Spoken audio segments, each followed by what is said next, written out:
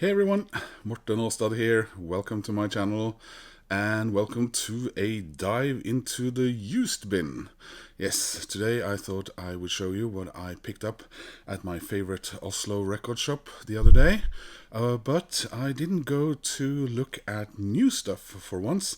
I went there to check out their quite excellent used bin. They have a deal where they sell 1, 2, 3, 4, and 5 used records, so all the stickers on them are priced accordingly. And sorry, my deal, if you like, was 5 for 300 Norwegian kroner. So let's have a look, shall we? But before we do that, if you wouldn't mind clicking on like and subscribe, that helps my channel and it makes me happy. Anyway, what do we have? 10cc live, no, live and let live. Live and let live? Anyway, 10cc. I've been a fan of this band since... I was I would say 7 years old, maybe, or maybe 8. I was enrolled into a record club, so I got a record each month. You have to remember, this is back when you got a pamphlet with your record saying what's coming up next month, and you then have to put that in, write whether you want that or something else on the list, and put that in an envelope and send. And not something that I would necessarily do being a kid, and also since I mostly didn't have a clue about what records were what kind of music was coming, and I didn't really have a way of checking, and I didn't know many of the bands on the list that I could exchange with. That I don't think I ever did that.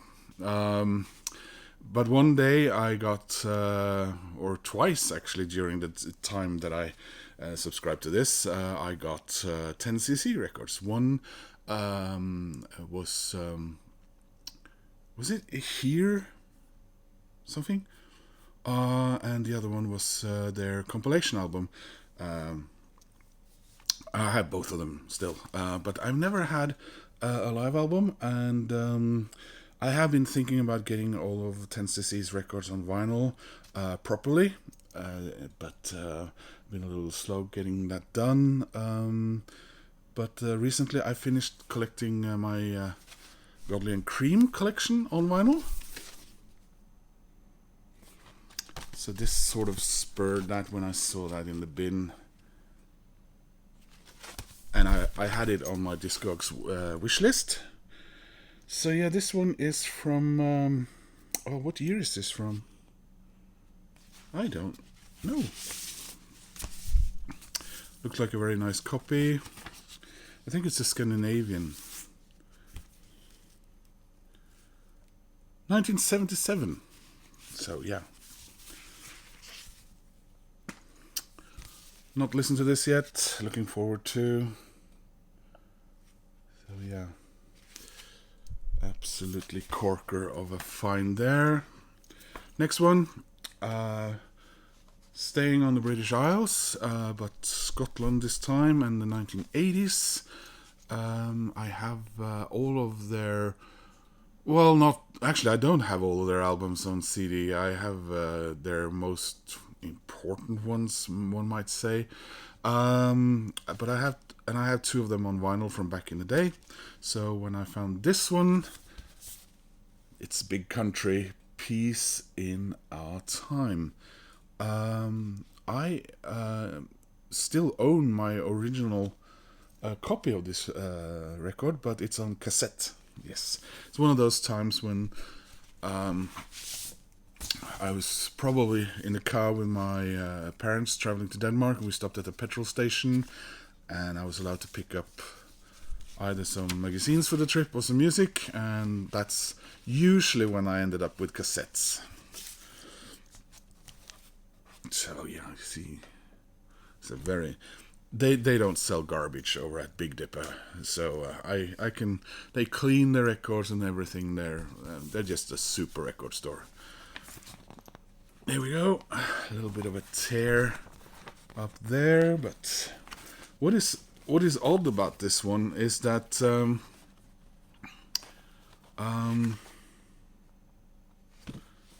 it's yeah, the you see this is on the wrong side. What do you call this? Sorry. Anyway, I love Big Country. This was at some stage sold at a place called Opus 8. AS is Scandinavia's way of saying LTD Limited, for 9 kroner and 50 euro. And in the prices from January 1980 something. So this place apparently couldn't get rid of this album. I think this was when things started sliding for Big Country, but I always thought this was a really good album. Next one. I only own one record from this band. My dad and I were walking around the high street of Skagen in Denmark when I was a kid, walking past the record store, and as usual I would pester him to at least stand in the window and look at all the records hanging in the window when we had a record store in Skagen. Wow, that's a long time ago. And at some stage she said, you want to go in and buy a record? You can have a record. I don't know why I picked it, but I picked a UB40 record. So since then I've only had that one. Never had any other UB40. So I saw this one.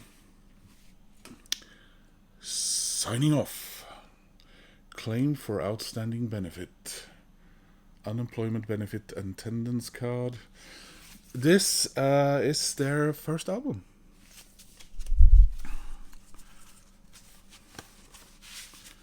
So a bit like the Pogues, I always but I always liked them, but I never really gotten into them or given them the time of day they should have, maybe. So yeah, let's see if I can get hooked this time. And it looks like a really nice copy again. And Planet Records. Yeah, but mostly I was thinking, oh yeah, UB40, and a really different album cover. Next one. I think Chris Profi might be interested in this. It's a Monkees record. Monkey Business. I very rarely buy picture discs. But there you are. It is Rhino.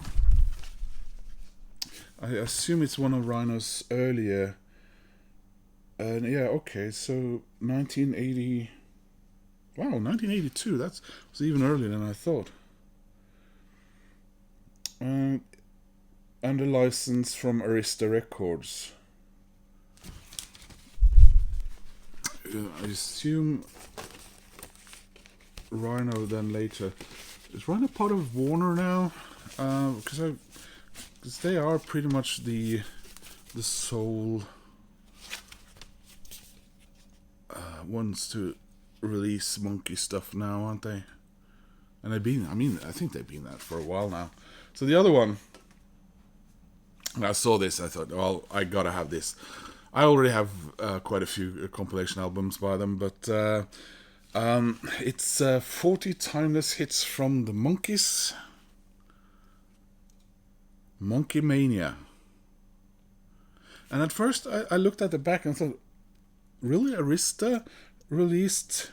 They must have released 2 different Monkees compilation albums around the same time. But then, first of all, I saw the year, 1979, and this is Australian. So yeah, it's a double LP. Lots of great songs. I would also claim that there are a few deep cuts. There's definitely a few songs from Head here, which makes me glad because some of my favorite the Monkees songs are from that soundtrack. And this is what it looks like with a cartoon and everything. Isn't this just wonderful?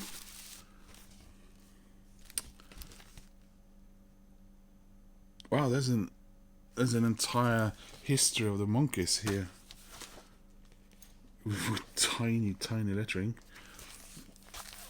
Let's see what the records look like.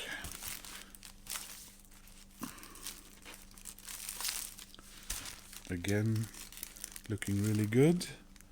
And there's an Arista. Yeah, that was a hair. There's an Arista label I've never seen before. Anyway, oh yeah, that one, when I saw that one, it made me happy. So that was the 5 records that I picked up with their used deal. But I also went over to one of their other bins. It's a bin where they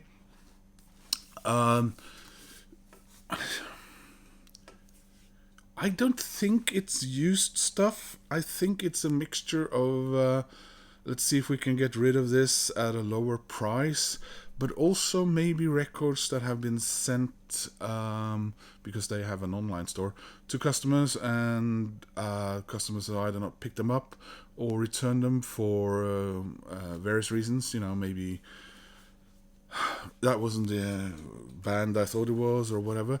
Because they're all low in price and they've been repriced, and most of them in that bin have never been opened. And when I asked, I think I asked, didn't I ask?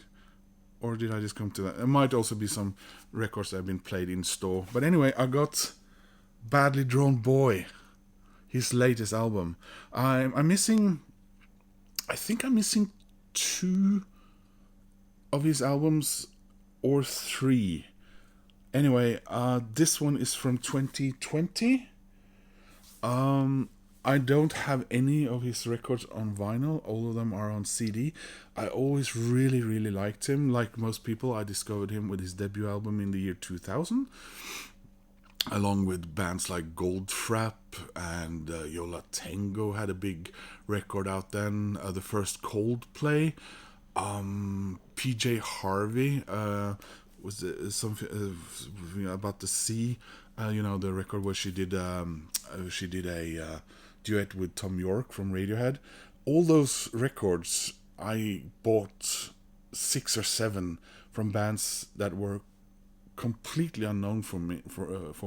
I hadn't been in a record store properly in a while. I was living in Denmark then, and I'd been to Australia and gone through a thing there with the breaking my heart and everything. And then I came up to Norway in December to celebrate Christmas with some family friends, and I bought a bunch of records, and one of them was the debut from Badly Drawn Boy. And boy, I just loved his music so much. And I assume why we haven't gotten more records from him is I would think it's because of low sales and maybe not getting a record deal or something. Because he's an amazing artist. Was there something about him behaving a little bit weird on stage or something as well? I don't know. It shouldn't matter when most of the time. Music should speak for itself, I guess. And also because I'm a huge Nick Hornby. I love the books of Nick Hornby and some of the movies like High Fidelity and, of course, About a Boy. And he wrote the whole soundtrack to About a Boy, which I think was his second record. Anyway, I haven't opened this yet, as you can see. I thought I'd wait until I had you here with me. okay, so this is on the record itself. Okay. I think I'm getting a cold. Okay.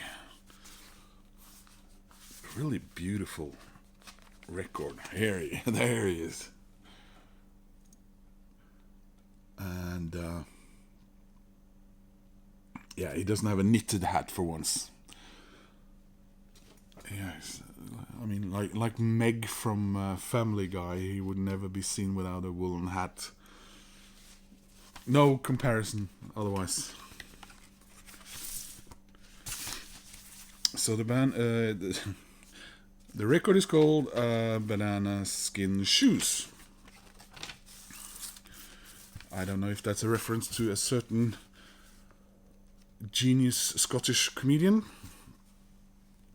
There we are.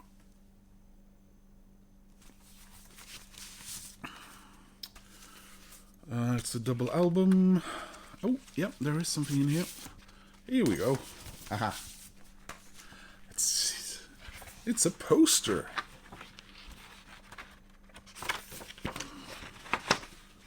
So we have lyrics and look at that. Cool. I love it. So guys, that was a look at my finds in the used bin at Big Dipper here in Oslo. I hope you enjoyed looking at those for the first time together with me. And that extra record that I found from Badly Drawn Boy. Oh, yes. Love Badly Drawn Boy. Did I say it? Yeah, I did. Anyway, thanks for watching. Please click like and subscribe. Take care of yourselves, whatever. And I hope to see you soon in another video. Bye.